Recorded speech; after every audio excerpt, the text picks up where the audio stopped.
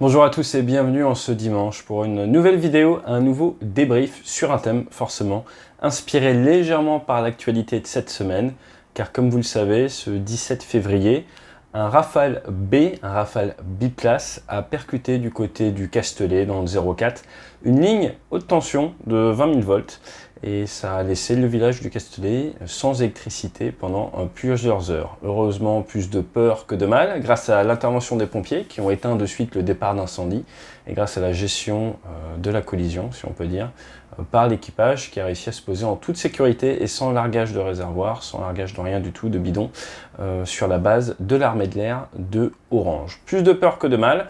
J'ai d'ailleurs là en préparation une vidéo très spécifique sur cet incident en particulier. Je suis en train de finir de réunir un petit peu des informations, donc elle n'est peut-être pas encore sortie au moment où je tourne cette vidéo.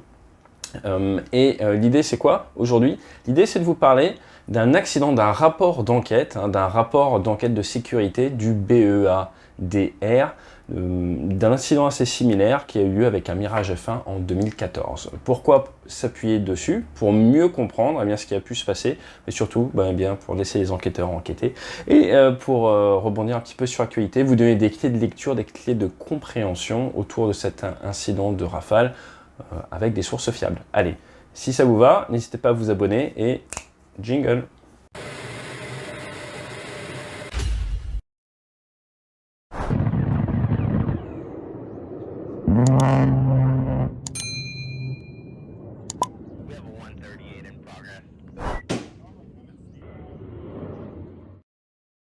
Vous connaissez maintenant les enquêtes du BEADR, Bureau d'enquête accident défense air, Mirage F1.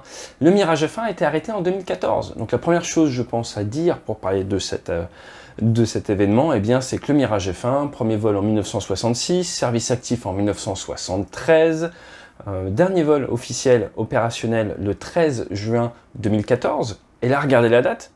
23 juin 2014, 10 jours après. Alors je vous avoue que j'ai dû recreuser un petit peu. Effectivement, le 13 juin 2014, c'était le retrait du service actif du Mirage F1 et dans le cas précis du Mirage F1CR de l'escadron de reconnaissance 233. Alors mon père était à l'époque sur Mirage 3R dans l'Est. Là, le Mirage 3R a été remplacé par le Mirage F1.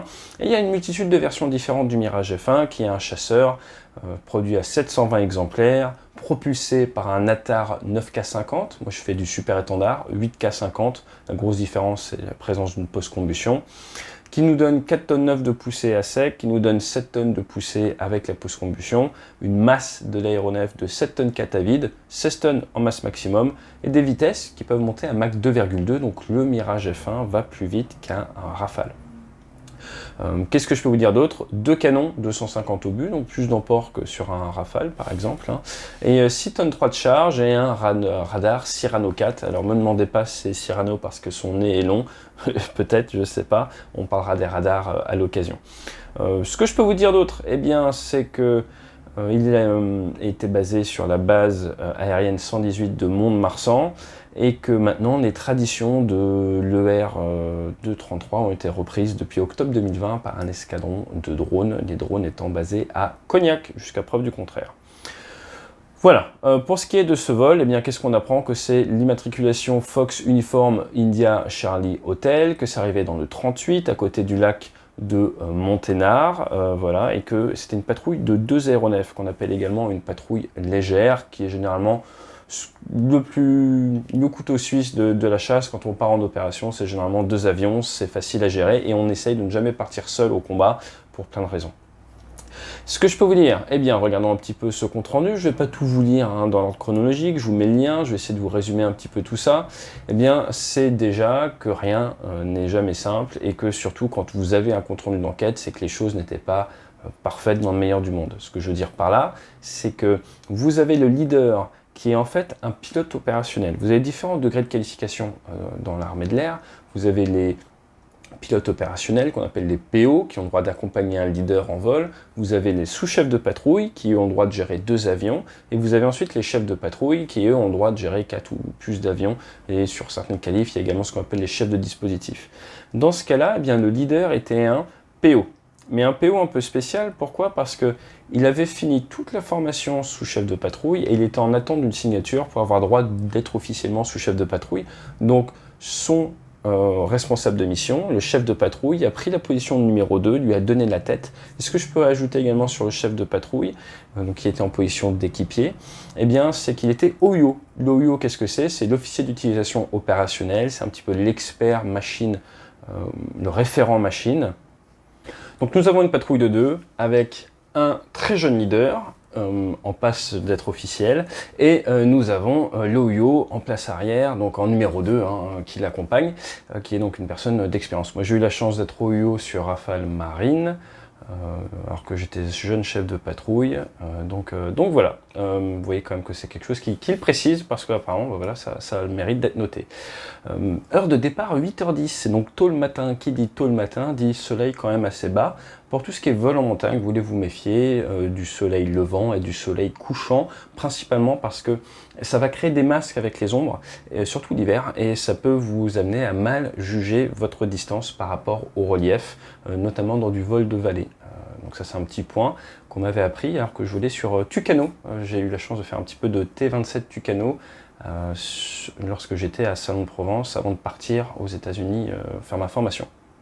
Ok, donc rien n'est jamais simple, ils doivent partir faire un vol un petit peu long. Départ 1 de Cazaux, l'autre de Mont-de-Marsan, ce qui veut dire un briefing au téléphone, préparation le dimanche. Le lundi matin tôt, tout le monde doit se rassembler, donc se mettre l'un à côté de l'autre, aller ensemble vers une zone de ravitaillement qui s'appelle Marie. Les zones de ravitaillement ont des noms, donc sur un C135, aux alentours des 20 000 pieds. Et ensuite, à partir de là, partir faire de la reconnaissance tactique, sachant encore une fois que l'avion ne fera plus jamais d'opération.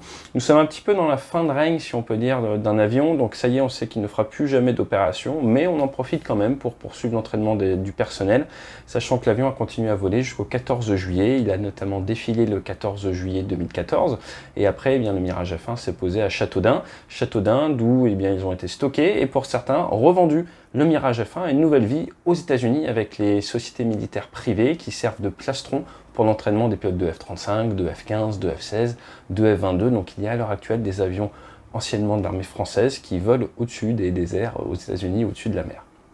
Très bien. Donc, grand classique, j'ai envie de dire malheureusement, le ravitaillement est annulé pour plein de raisons. Vu que les avions ravitailleurs appartiennent au commandement des forces aériennes stratégiques, il faut qu'il y ait toujours un certain nombre de ravitailleurs en alerte. Donc il faut qu'il y ait un pool de ravitailleurs en alerte prêt à décoller qu'on ne peut pas utiliser pour l'entraînement. Et ensuite il y a des avions en maintenance et ensuite ce qui reste on va pouvoir l'utiliser pour l'entraînement des forces. C'est pour ça que maintenant il y a des nouveaux avions ravitaillement, la 330 MRTT, le Phoenix qui vient parce que cette flotte d'avions ravitailleurs était déjà presque ancienne quand mon père faisait du Mirage 3. Donc ce sont des avions qui ont un certain paquet d'années, donc la maintenance forcément, je salue tous les mécanos, n'est possible que grâce à la grande dévotion des mécaniciens qui ne font pas semblant et qui permettent de maintenir ces avions opérationnels. Ça vous épate, hein? Rentrons maintenant dans le vif du sujet. Le lieu de l'accident. Donc ce qui est super, c'est que là vous voyez bien ce qui se passe et vous voyez également qu'il y avait une navigation initiale. Bah oui, avec le tanker, avec du pétrole en plus, et après la modification du lundi. Et vous allez voir qu'il y a version initiale, version modifiée. Alors pourquoi est-ce qu'on veut modifier? On a moins de pétrole, du coup il va falloir faire plus court. Et là vous voyez, regardez la distance, et bien là vous avez quand même beaucoup de distance à parcourir, là c'est beaucoup plus court. Et en plus, ils vont faire ce qu'on appelle de l'impromptu, donc sortir un petit peu du trait, comme on dit, de la navigation prévue, ce qui est assez classique en vol basse altitude, ce qui est un peu une spécificité française, ce qui permet d'être très bon, très réactif pour les équipages. Donc, il fait grand beau, CAVOC, ça veut dire Sailing and Visibility OK, comme c'est expliqué ici. Eh bien, pour faire simple, vous n'êtes pas du tout gêné par la météo. Là, vous avez une très belle vue où vous voyez justement ce qui se passe, c'est l'endroit où eh bien, ça a tapé. Donc les avions sortent un petit peu du trait, vont suivre le lac, ce qui est assez facile en termes de navigation.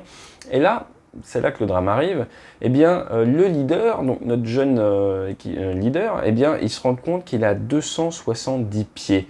Donc c'est pas très haut, on est dans les 90 mètres, valeur radiosonde sur sa tête haute. Donc je vais vous montrer un petit exemple là tout de suite avec le Mirage 2000. Donc là, vous voyez, c'est le simulateur DCS, le Mirage 2000, alors j'avais pas le Mirage F1. Je fais un réglage de radiosonde. La radiosonde, c'est pour nous permettre de savoir notre hauteur en permanence par rapport au sol, parce qu'il y a devant ce qu'il y a pile poil en dessous de nous. Et ça va me permettre de mettre une hauteur de sauvegarde. Et ma radiosonde va sonner dès que j'arrive à une certaine valeur, et va mettre une flèche qui va me dire qu'il faut dégager. Normalement, tout pilote, surtout sur monoplace, doit être mécanisé à dès qu'il voit cette flèche, dès qu'il entend la radiosonde, il tire sur nos manches. Croyez-moi, en super étendard ou même en rafale, si vous regardez mes profils de vol, nous dans la marine, nous mettons à 10% en dessous de l'altitude désirée de vol. Donc si je dois voler à 500 pieds, ma radiosonde est à 450 pieds, elle peut sonner de manière intermittente. Dès qu'elle sonne, je mets un petit coup sur le manche en arrière. C'est un automatisme. Pourquoi? Parce que c'est votre sécurité en cas de saturation mentale, en cas d'augmentation de votre charge mentale. C'est ça qui va vous sonner. Si vous vous autorisez à voler à travers la radiosonde, le jour où elle devra vous sauver, elle ne vous sauvera pas parce que vous avez pris l'habitude de ne pas écouter ce système d'alarme, donc votre cerveau sera moins réactif. Donc c'est vraiment très important, dans la marine, nous sommes ultra sensibilisés à ça parce que nous faisons du 100 pieds mer, donc à 100 pieds au-dessus de la mer, à 30 mètres au-dessus des vagues, à 270 mètres par seconde de déplacement en termes de vitesse, vous ne jouez pas. Donc on met la radiosonde à ce moment-là à 90 pieds, et dès qu'elle sonne, pouf, un petit coup sur le manche, pour s'assurer que le vecteur vitesse de l'avion n'est pas orienté vers les vagues.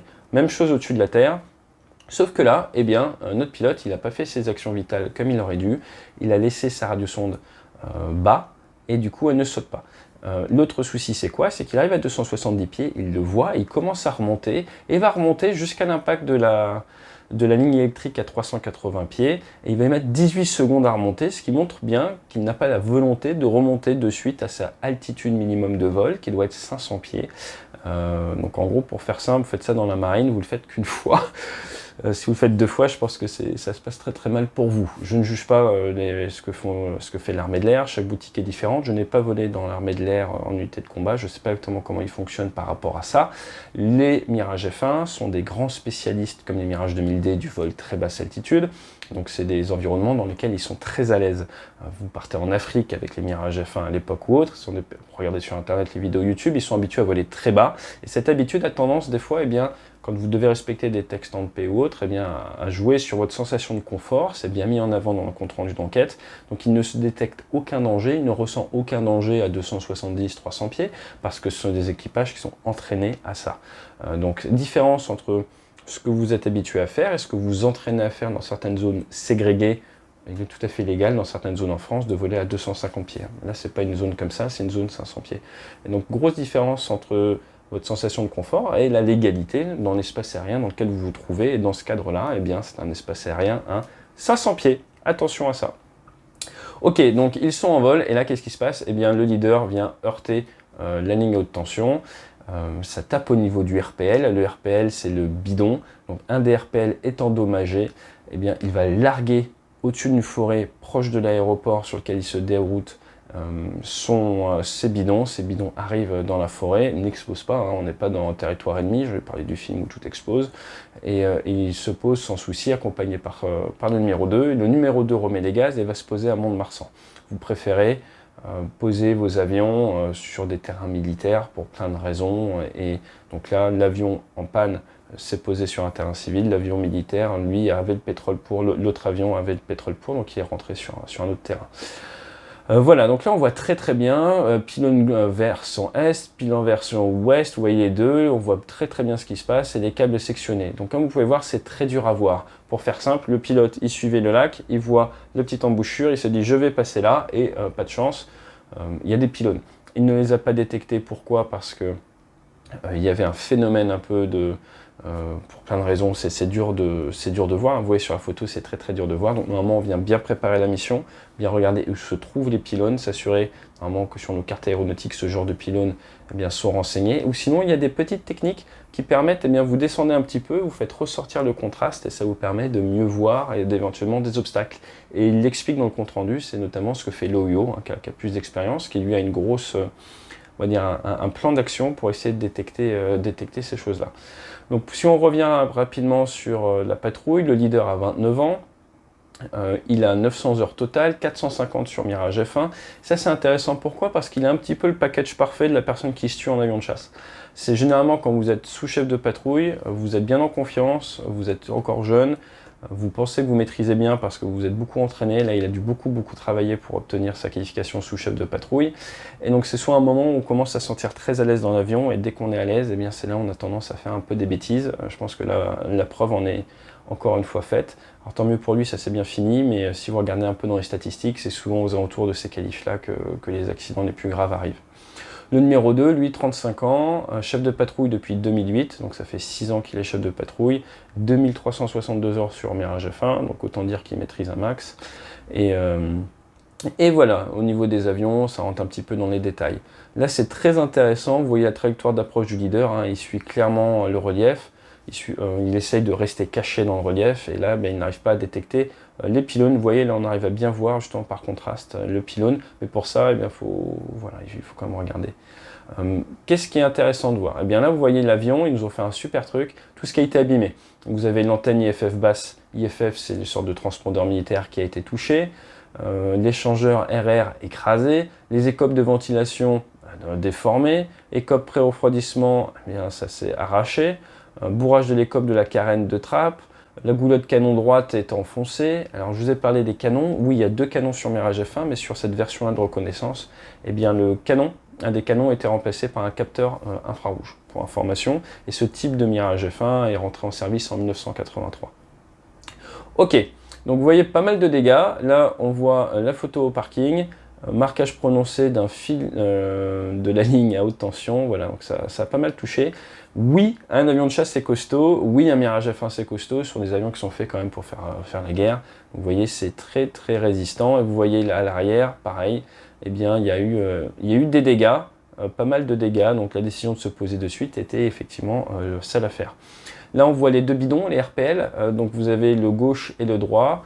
Comme vous pouvez le voir, ça arrive quand même pas trop mal au sol, hein. Le RPL gauche, vous voyez, pas trop endommagé. Et le RPL droit, là, eh bien voilà, on voit bien qu'il a pris le câble et que ça a partiellement été détruit. Vous avez les coordonnées, si vous voulez regarder la distance à laquelle les 2 bidons sont tombés. Et petit point intéressant, vous voyez que les visites médicales sont valables 6 mois là, dans l'armée de l'air. Alors, ce qui est très intéressant, c'est quoi? C'est la petite séquence d'événements, hein. On va regarder la séquence. Donc, début de vol, 35 minutes après, ils descendent vers la basse altitude. Ils arrivent de la côte ouest, ils sont plutôt dans l'est de la France. Virage à droite, descendent sur le lac. Virage à gauche. Alors, 40 minutes 46, ils sont 270 pieds. Dans la foulée, il le remonter. Et 11 secondes après, fait son virage à droite. Et au bout de 6 secondes de virage, impacte la ligne électrique. Très peu de 4 minutes après, ils informent Grenoble de la collision et demandent le déroutement. Donc on voit qu'ils ont fait leur petite gestion de panne en interne. 8 minutes après la collision, largage des bidons et atterrissage à Grenoble. Qu'est-ce qu'on peut dire de tout ça? Eh bien, on va regarder un petit peu ce que dit l'utilisation de la radiosonde. Je vous en ai parlé un petit peu pour la version marine. Là, on voit que le REAC, qui est le texte de référence armée de l'air, stipule eh bien que si vous volez à 500 pieds, l'alarme doit être réglée à 400 pieds. Néanmoins, le réglage de radiosonde ne figure pas dans la checklist pilote de cet appareil. Le seuil est affiché à 250 pieds, d'accord. Donc sa radiosonde était réglée à 250 pieds. C'est le réglage laissé par un pilote sur un vol précédent. Et donc le pilote n'a pas touché sa radiosonde. Là, il y a un petit point intéressant. Si vous faites de l'aviation ou autre, ça c'est vraiment pas bien du tout. Maintenant, je ne dis pas que ça m'est jamais arrivé, au contraire, ça m'est déjà arrivé en super étendard d'oublier la radiosonde. En super étendard, un peu comme le Mirage F1, on faisait énormément de basse altitude. La radiosonde est ce qui va vous sauver. Elle existe sur Mirage 2000, elle existe sur Rafale, elle existe sur Mirage F1, elle existe sur le super étendard. Donc c'est vraiment là pour vous aider. Et quand vous êtes tout seul, en monoplace, vous pouvez avoir cette saturation un peu cognitive et c'est vraiment ça qui va vous empêcher de mourir. Donc c'est vraiment dommageable de voir que le pilote n'avait pas réglé sa radiosonde. Maintenant, c'est pas toujours évident, mais c'est pas parce que c'est pas sur la checklist qu'il faut pas le faire. Je vous ferai peut-être une vidéo à l'occasion sur les checklists et les pilotes de monoplace. Autant dans la ligne ou dans les multi-équipages, la checklist est très importante et très suivie à la main, on regarde chaque item, autant sur avion de chasse, en patrouille haute, vous vous doutez bien, on ne peut pas sortir la checklist, donc on fait tout de mémoire, avec des circuits visuels, des choses comme ça. Donc normalement, la radiosonde, il n'y a pas d'excuse. Vous descendez en basse altitude, vous réglez votre radiosonde. Si vous êtes élève pilote ou autre, ça c'est un très bon exemple. S'il avait réglé sa radiosonde correctement, il n'aurait pas eu de souci. Et les personnes qui disent « Ah bah oui, mais ma radiosonde elle fait des sonnages intempestifs », que dit la loi? La loi dit qu'il faut être à 500 pieds minimum, et ben si elle sonne, c'est que tu n'es pas à 500 pieds. Et les personnes qui disent « Ça gêne sur des passages de crête ou autre », la bonne réponse c'est généralement « Passage de crête ou autre, vous êtes plus ou moins en virage ou assez incliné », pour plein de raisons, notamment de facteurs de charge positifs. À 60 degrés d'inclinaison, la radiosonde ne sonne plus. Donc, en tout cas, je peux vous dire qu'en super étendard, on n'était pas gêné par des sonnages intempestifs, des déclenchements intempestifs de la radiosonde, alors qu'on la mettait à 450 pieds. Au pire, vous voulez à 550 pieds, mais voilà. Il faut savoir ce que vous voulez, est-ce qu'on respecte la réglementation ou est-ce qu'on la respecte pas. Là, clairement, il ne la respecte pas. Le leader n'a pas réglé sa radiosonde conformément aux directives du REAC. Faites ça dans ma compagnie aérienne, ça s'appelle une faute, et vous pilotez plus. Voilà.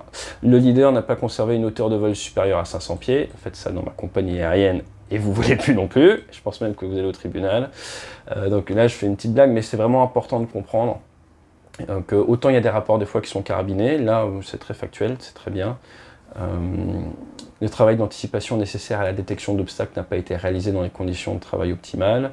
La représentation erronée de la situation du leader que se fait le leader a contribué à la non-détection de la ligne, et le sentiment de maîtrise de la situation a contribué à ne pas initier une remontée rapide. Très important, je vous en parlais avant, ce sentiment de confort lié à cette expérience, notamment très récente, de très forte charge de travail lors de l'entraînement sous chef de patrouille. Là, on voit très bien le numéro 2 à voilà, 240 pieds. Top Gun rules of engagement exist for your safety and for that of your team. They are not flexible, nor am I. Donc voilà, pylône versant ouest, pylône versant... Tiens, vous voyez une coquille, comme quoi tout le monde fait des erreurs. Version ouest et ouest. Donc il y a une petite coquille dans le rapport d'IBEA. Donc là, on est cap au nord, donc ça doit être est ou est, et là, ça doit être ouest. Vous voyez qu'on est à 240 pieds.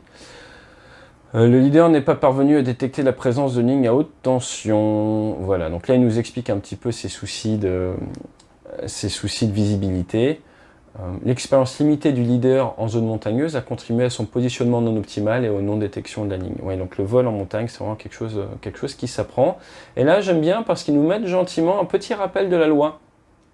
Voilà comment est formulé le survol minimum. Donc si vous demandez à quelle altitude les avions de chasse ont le droit de voler, eh bien c'est tout marqué là, sauf dans certaines zones, on a le droit de faire du 250 pieds, mais normalement, vous voyez, c'est 500 pieds. Voilà. Une migration des pratiques est observée entraînant une diminution des marges de sécurité en Cam Victor. Voilà, et c'est déjà arrivé par le passé avec du Mirage 2000C qui n'avait pas bien rempli sa radiosonde.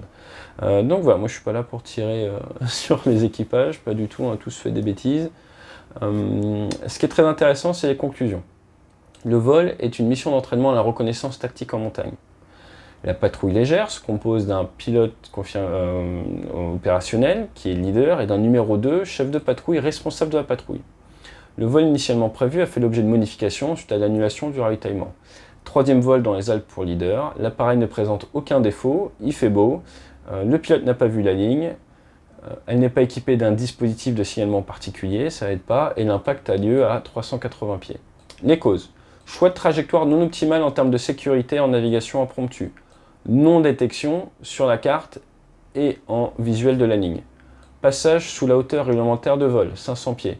Perso, j'aurais mis ça en premier, c'est mon côté nord-américain. Comme vous le savez, j'étais formé aux US, je suis pilote de ligne au Canada, j'ai mon brevet de pilote de ligne US également.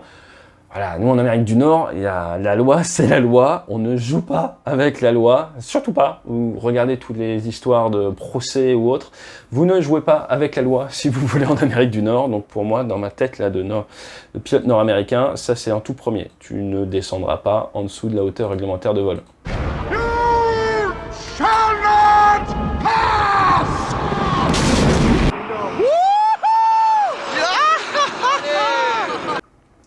Donc voilà, c'est intéressant de voir que c'est en troisième sur ce compte-rendu. D'un réglage inadapté de la radiosonde. Oui, ça c'est pas beau. Ces causes peuvent trouver leur origine dans élaboration d'un nouveau plan de vol, conscience erronée de la situation, adaptation de la formation ne permettant pas une surveillance optimale du ciel, la faible salience de la ligne, sous-estimation de la hauteur, faible expérience en vol dans les Alpes pour leader et la diminution des marges de sécurité en Cam Victor. Eh bien, tout est dit. Recommandations de sécurité. Encore une fois, le BEAD, ils ne sont pas là pour faire du mal aux équipages. Ils sont là pour comprendre ce qui s'est passé et ils le font très bien. Là, ils recommandent un petit peu à l'armée de l'air d'uniformiser ses textes. Pourquoi? Parce qu'au niveau des textes, c'était... il y avait peut-être des sources un peu pas très claires, mais là, eh bien, ils veulent qu'on uniforme un petit peu toutes les hauteurs de survol. Cam Victor en montagne, il propose à l'armée de l'air de poursuivre la réflexion sur la mise en place de zones TBA spécifiques pour le vol montagne. Ensuite, il propose également à l'armée de l'air d'élaborer un guide du vol en montagne synthétisant les bonnes pratiques et de le diffuser lors de la formation. Très bien. Donc voilà, là on voit bien le profil le long de la ligne, et donc ça vous permet de bien comprendre également d'autres soucis de collision de câble. Donc vous voyez que là, eh bien, forcément, le câble n'est pas très haut par rapport au sol, mais ici, si l'avion passe là, ça fait quand même 115 mètres de haut, donc oui, on peut facilement y passer en avion de chasse. Qu'est-ce qu'on peut retenir de ce souci en Mirage F1? Eh bien déjà que le Mirage F1 est un avion costaud, que les règles sont là pour votre sécurité et celle de vos équipages, comme dirait... Either obey them or you are history. Is that clear? Merci Top Gun, vous voyez, ça c'est la marine. Vous êtes pas fin. Grosse différence, grosse spécificité marine, c'est on a des textes, on les respecte. Voilà, blague à part, on n'entendrait pas parler si ce n'était pas arrivé. Tous les jours, il y a des vols en basse altitude qui se passent très bien. Pour plein de raisons, on peut se retrouver à passer sous l'altitude minimum de vol. Ça m'est arrivé, ça arrivé à mes équipiers, ça arrivé à mes leaders, ça arrive à tout le monde. Ça arrive. Le but du jeu, c'est quoi? C'est de toujours maîtriser son environnement, garder de la situation awareness, de manière à ne pas aligner les différents facteurs. Donc gardez toujours dans votre tête, dans un coin de votre tête, un voyant sécurité allumé. Si vous êtes pilote d'aviation légère, c'est savoir où se poser en cas de panne moteur en permanence. Ne vous laissez pas griser par du suivi de terrain, ne vous laissez pas griser par du vol au-dessus d'un lac, c'est super sympa. Regardez bien les zones où vous allez. Maintenant, on a vraiment des supports extraordinaires entre Google Earth, Flight Simulator 2020, autre chose comme Bing par exemple, qui vous permettent de voir au sol, même de voir visuellement des lignes à haute tension. Donc il n'y a absolument aucune excuse pour ne pas excellemment bien préparer ces navigations basse altitude. Et quand vous allez souvent dans les Alpes ou que vous connaissez peu les Alpes, vous regardez la zone en amont. Moi je sais qu'à mon époque on utilisait Google Earth en mode avion pour essayer de voir justement à quoi les ressemblaient les points, tout ça, parce que c'est une véritable aide qui vous permet, en monoplace surtout, quand vous êtes assez saturé en charge de travail, d'être plus efficace, d'améliorer la sécurité et de pouvoir vous concentrer sur la partie tactique. Parce qu'encore une fois, les avions de chasse, pourquoi est-ce qu'ils font de la basse altitude? Pour des raisons tactiques. Vous ne voulez pas être détecté, vous voulez être détecté au dernier moment, vous voulez faire des images de meilleure qualité en passant juste au-dessus. Donc non, les pilotes de chasse ne volent pas en basse altitude pour s'amuser. Il y a vraiment une logique d'entraînement à la guerre derrière. Regardez Guerre du Golfe, ça volait bas. On peut être amené à voler à très basse altitude, à faire des pénétrations cachées dans le relief. C'est pour ça que nous nous entraînons et que nous continuons de nous entraîner en basse altitude. Dans l'espace aérien français, 500 pieds minimum, donc 150 mètres du sol partout. Certaines zones, comme par exemple ce qu'on appelle la zone C-Lune en Basse-Normandie, c'est du 75 mètres, 250 pieds avec activation. Et vous avez après des couloirs, comme on dit RTBA, très basse altitude, où là les avions peuvent même être en suivi automatique de vol, de jour, de nuit, dans les nuages, à des altitudes encore plus basses. Vous êtes pilote d'aéroclub, vous voyez ces couloirs très basse altitude, ne rentrez pas dedans. Et de manière générale, maintenant vous savez, il y a des avions de chasse de manière légale, n'importe où, dans le ciel de France, à 500 pieds ou entre 500 et 1000 pieds d'altitude. Donc voir et éviter, regarder dehors, c'est ce qu'il y a de mieux. Dernier petit point, le survol des pylônes. Qu'est-ce qu'on m'avait appris sur Super Étendard? L'on m'avait appris à toujours passer une ligne à haute tension ou une ligne moyenne tension au-dessus du pylône. Je ne devais pas passer entre deux pylônes. Si vous prenez l'exemple du Castellet, les pylônes sont espacés de 200 mètres. Moi, on m'avait appris à passer toujours au-dessus du pylône. Comme ça, c'est une bonne référence en termes de hauteur. Et si vous arrivez à passer au-dessus du pylône, vous arrivez à passer au-dessus de la menace. Donc retenez ça, pilote d'avion léger, pareil, passez au-dessus du pylône et vous serez clear of the cable. Qu'est-ce que je peux vous dire d'autre? Les formats débrief comme ça vont migrer vers une chaîne à la demande qui va porter un nom très aéronautique. Je vous en parle dans très peu de temps. Nous lançons avec toute une équipe dont Pat des séminaires en présentiel à partir du 10 juillet. Pareil, ça va arriver sur la chaîne et sur le site web combatproven.org. Et sinon, eh bien, je continue toujours à faire des workshops en distanciel ou présentiel et des webinaires où j'adapte le meilleur des méthodes de l'aviation à votre entreprise, à votre business unit. N'hésitez pas à me contacter. Dernier petit point pour ceux qui regardent jusqu'au bout, eh bien si vous avez des idées de tournage, vous avez un avion, vous avez un hélico, vous avez des choses et vous dites tiens, j'ai un angle particulier qu'on pourrait mettre en avant, n'hésitez pas à me contacter avec le formulaire sur le site web, comme ça on rentre en contact. Actuellement là, comme vous avez pu voir, je suis pas mal dans les pays chauds, dans les Antilles, donc si vous êtes aux Antilles, que vous avez un avion, que vous avez des idées de reportage, n'hésitez pas, j'essaie de créer pas mal de contenu en ce moment sur des angles très spécifiques. Alors à très bientôt et d'ici là, fly safe.